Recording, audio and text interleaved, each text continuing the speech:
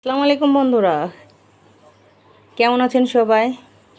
আশা করি ভালো আছেন। তো বন্ধুরা, গতকালকে আম কিনেছি, তো ভুলে গেছি আপনাদেরকে একটু দেখাবো রাজশাহীর আম ব্যাগ থেকে। তো যাই হোক, ঢেলে রেখেছি আমি এখানে একদম।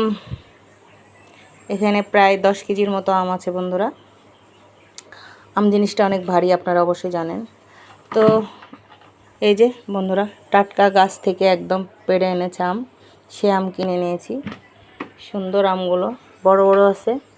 তো বন্ধুরা, আমগুলো অবশ্য পাকবে, এগুলোকে কোনো ফরমালিন দেওয়া না। ফরমালিন দেওয়া আম হলে একদম হলুদ হয়ে যেত, ফরমালিন দেওয়া আম না বন্ধুরা। এই যে একদম অরিজিনালি আম। এই যে আমটা রাখলে সুন্দরভাবে পেকে যাবে আমগুলো। তো এই হচ্ছে আমাদের রাজশাহীর আম। চলে আসেন সবাই, সবাইকে দাওয়াত রইল আমের। আম খেতে চলে আসেন আমার বাসায়। আল্লাহ হাফেজ।